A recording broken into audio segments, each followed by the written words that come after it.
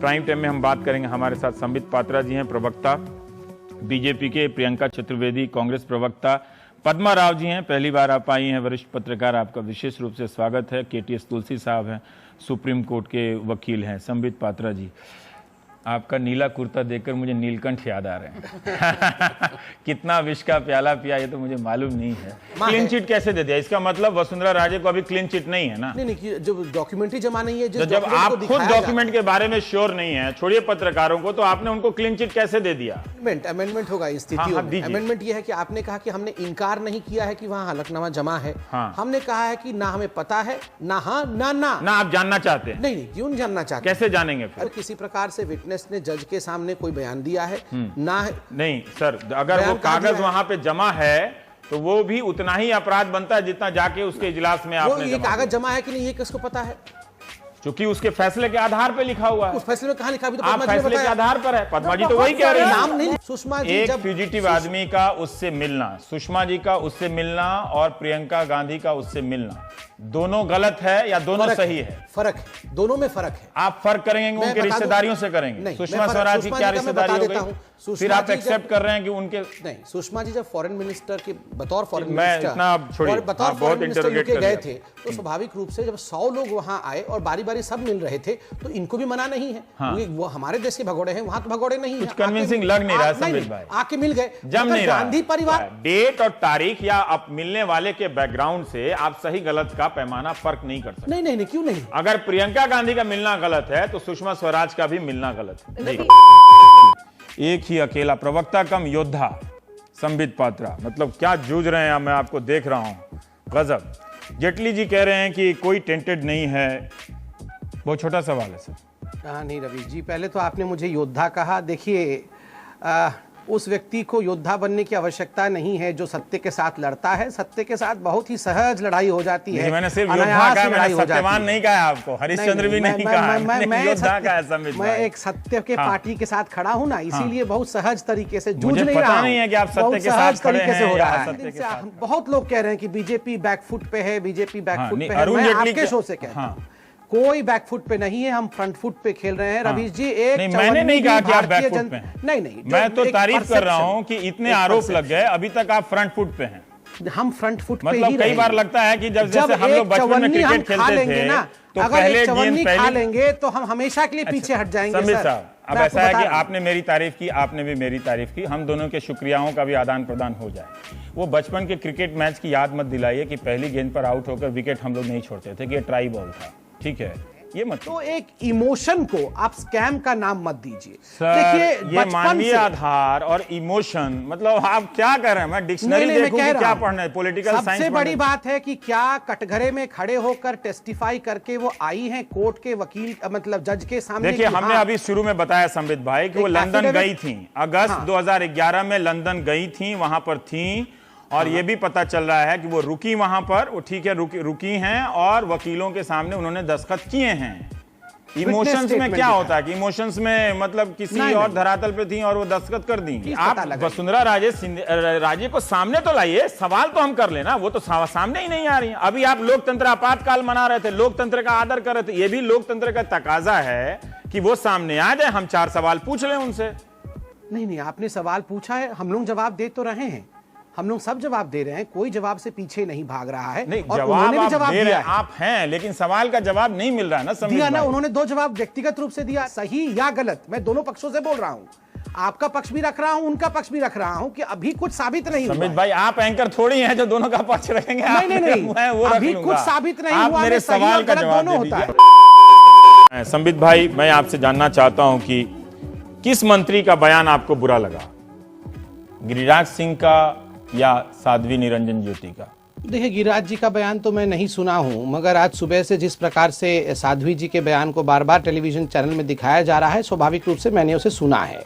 और इसमें कोई दो मत नहीं है कि राजनीतिक जीवन में एक परिमार्जित भाषा का प्रयोग, राजनीतिक जीवन में ही क्यों, किसी भी क्षेत्र में परिमार्जित वचन का प्रयोग, भाषा का प्रयोग करना ये बहुत अनिवार्य है। और जिस शब्द का प्रयोग साध्वी जी ने किया, ये शब्द प्रयोग नहीं होना चाहिए। कैसे हो गया? प्रधानमंत्री ने कहा था लाल किले से कि 10 साल तक इसमें सांप्रदायिक बातों पे, हिंसा पे मोरेटोरियम लगा के विकास की तरफ बढ़ाया जाए।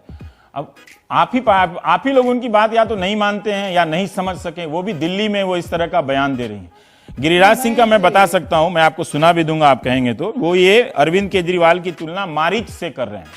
एक राक्षस रामायण में जो फिर मृग मरीचिका वो सोने की हिरण बनकर आता है और फिर सीता के हरण से उसका संबंध है। अरविंद जी राक्षस तो इंसान है, ऐसे उनको राक्षस कहना ठीक नहीं है। मगर शायद उन्होंने एक मेटाफोरिकल वे में कहा होगा कि मरीज जिस प्रकार एक मायावी पुरुष था, जहां तक मुझे याद आ रहा है, राक्षस बोला है उन्होंने। हाँ, अरविंद राक्षस थोड़ी है अरविंद जी, ऐसा बोलना गिरिराज जी ने बोला। तभी मैंने आपसे बोला कि किस मंत्री का बयान आपको ज्यादा बुरा लगा। हाँ नहीं, वो राक्षस वाला को हटा देते हैं, मगर मरीज जहां तक है वो देखिए, मरीज नहीं, आप डॉक्टर हैं। नहीं मरीज नहीं, मारीच जहां तक है। हाँ, वो इसीलिए मैं ये कह रहा हूं कि भाषा की अभद्रता, जबान फिसलने की बात नहीं है। मतलब दो आपके मंत्री एक ही दिन दिल्ली में इस तरह की बातें कर रहे हैं।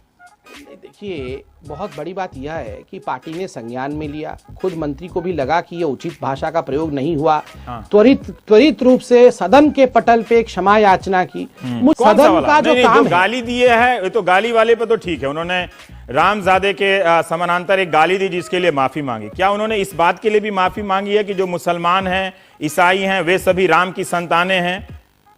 नहीं, देखिए हमें, देखिए जितना मैं ये जानना चाहता हूं। हाँ, नहीं, देखिए अगर आपको लगता है कि ऐसा कुछ कह के उन्होंने डैमेज किया है, तो हम और फर्दर डैमेज कर रहे हैं बार बार ऐसा कुछ कह के। हाँ। मुझे लगता है उनके मन में किसी को हर्ट करने का इंटेंशन नहीं था, ऐसा उन्होंने खुद कहा। ये बात क्या है? ये किसी को खुश करने की बात है क्या? संबित नहीं, उन्होंने राजनीतिक विषय रखा। मतलब आप किसका बचाव कर रहे हैं? अपने मंत्री का बचाव कर रहे हैं? आपने प्रधानमंत्री के सुझाव का बचाव? कोई किसी का बचाव नहीं कर रहा। सबने स्वागत किया, यहाँ कोई किसी का बचाव नहीं कर रहा है। ये इंटेंशन इसमें नहीं था। वेंकैया नायडू कहते हैं कि उसमें इंटेंशन नहीं था ऐसा। मुसलमान हो या ईसाई हो, सारी राम की संतानें हैं।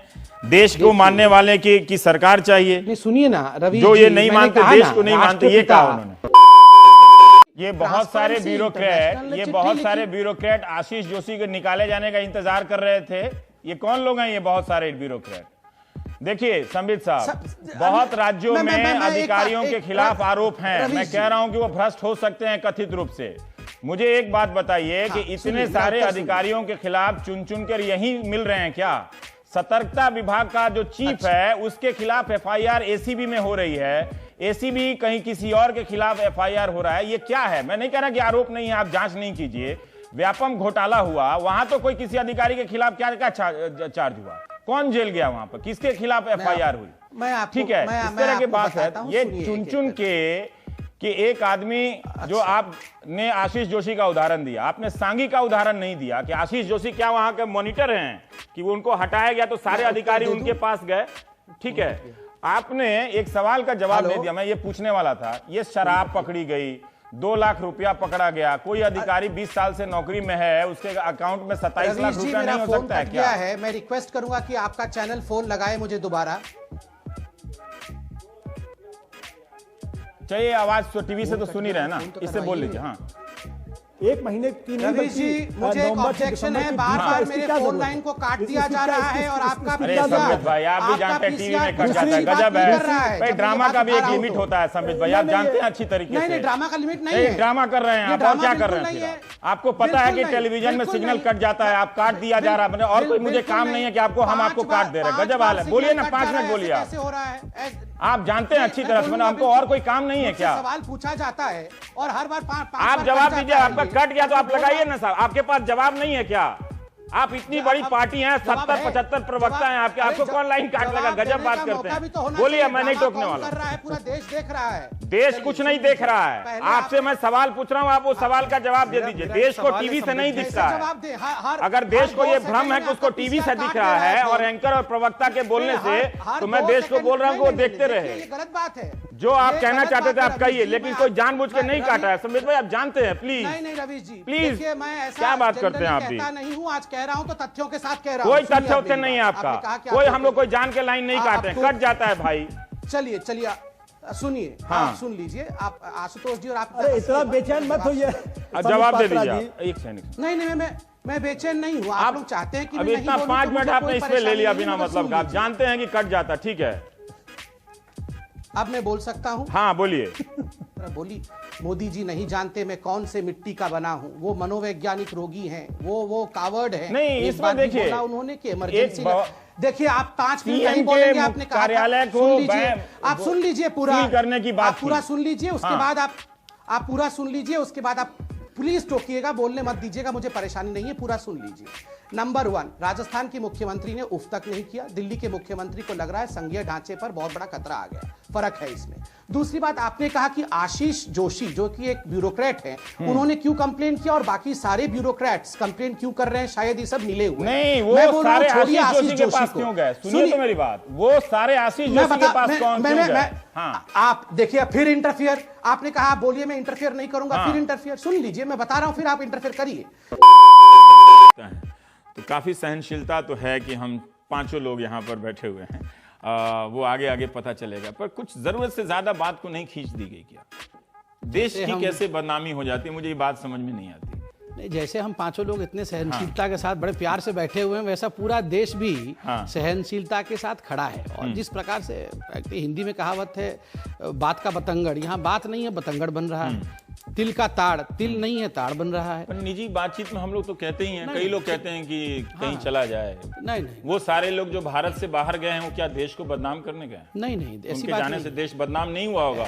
वहाँ लोग कहते होंगे क्या वहाँ नौकरियां नहीं है, क्या वहाँ वैज्ञानिकों के लिए कुछ नहीं है जो यहाँ चले आ रहे हैं, कहते होंगे वहाँ से। नहीं, बिल्कुल। क्यों लग रहा है कि दादरी पर कुछ कहना हिंदुस्तान की छवि को बनाना या बिगाड़ना? तो हम कोई चीज पे कहे ही ना, कोई बात ही ना। क्या कहा उन्होंने, जो बात कही मैं पहले कह दूं, फिर आप बताइए गलत कह रहा हूं। मैंने बोला भी था अभी। आमिर खान जी ने कहा कि मेरी पत्नी ने कहा कि सुबह अखबार खोलने से डर लगता है, माहौल इतना खराब और डिप्रेसिंग हो गया है कि क्या हमें देश से बाहर नहीं चले जाना चाहिए, कहा ना। तो उस अखबारों में किसके बयान ज्यादा होते हैं, आप बताएं। तो अब वही मैं बता रहा हूं ना कि एक बयान से पूरा देश इतना खराब हो गया कि देश छोड़ने की नौबत आ गई। आपको लगता है, देखिए आपके भी बच्चे होंगे, सभी के बच्चे होंगे, आप बताइए क्या आपको लगता है कि आपको अपने बच्चों को लेकर देश से, मैं राहुल जी ने सपोर्ट किया, मैं तो पूछना चाहता हूं, सोनिया जी भी एक रेस्पेक्टेड मदर है, मां शब्द ही रेस्पेक्टेड है, क्या सोनिया जी एज अ मदर महसूस करती हैं कि दोनों बच्चों को लेकर, राहुल और प्रियंका को लेकर, उन्हें देश से बाहर चले जाना चाहिए? में जो इस तरह के बयान हैं कि पाकिस्तान चले जाएंगे, पाकिस्तान भेज दिए जाएंगे, क्या खाना है नहीं खाना है, ये पढ़ के अगर कोई निजी बातचीत में कह रहा है और उसका संदर्भ पब्लिक में कह रहा है, मैं इसका उत्तर देता तो अचानक देश की छवि कैसे बदनाम? नहीं, मैं इसका उत्तर देता हूं। देखिए कैसे बदनाम हो जाए, मुझे ये बताइए ना कि पाकिस्तान चले जाइए, पाकिस्तान भेज देंगे, क्या इससे देश की छवि नहीं बदनाम हो रही?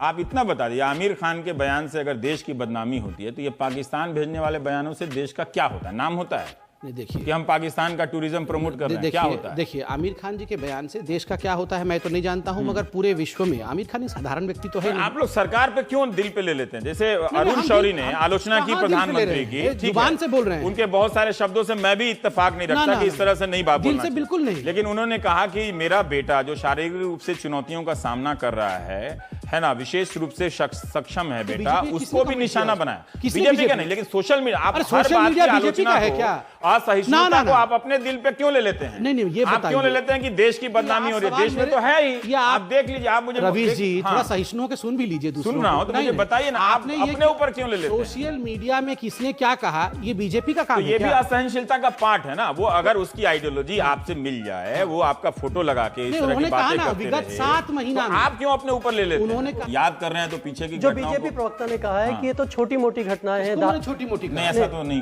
आपने कहा कि टंग हो गया होगा, ना स्लिप ऑफ टंग भी नहीं होता है हमारा जी, सो के भी नहीं घटनाएं तो नहीं, दादरी को छोटी मोटी कब कहा? आप रिवाइंड करिए, मैं चैलेंज करता हूँ। चलिए छोड़ दीजिए इस बात। रात के नींद में भी टंग स्लिप नहीं होता है जनाब, ये है संबित पात्रा, समझ जाइए। तो पहली बार जा रहा था सेंसर बोर्ड के बारे में, वो बॉन्ड पिक्चर के सेंसर के बारे में, उसमें बदनामी नहीं हो रही है। बॉन्ड को छोड़िए, आपका मणिशंकर अय्यर के बारे में बात करिए। मणिशंकर अय्यर देखिए वो बॉन्ड में कितना किसिंग होगा वो अलग बात है, तो आप बता दीजिए। बात है संबित भाई, सब चीजों से अभी आशीष ने क्या कहा, मंत्री बोलेगा, आपका एमपी बोलेगा, मणिशंकर अय्यर जाके बोलेंगे कि प्रधानमंत्री को हटाओ, वो ठीक है। किसान की आत्महत्या नहीं, किसान की आत्महत्या, मोदी को हटाओ हमको ला, वो ठीक है। किसान संभव नहीं है ना 5 साल तक, वो कहां संभव है कि मोदी किसान अच्छा वो संभव नहीं है तो जाके षड्यंत्र हम कर सकते हैं। हम लोग काफी सहनशील हैं, आप भी झगड़ा मत कीजिएगा, काफी सहनशील है वैसे। इसके बाद भी चाय पियेंगे छोटे से ब्रेक के बाद। Big thank you for being here.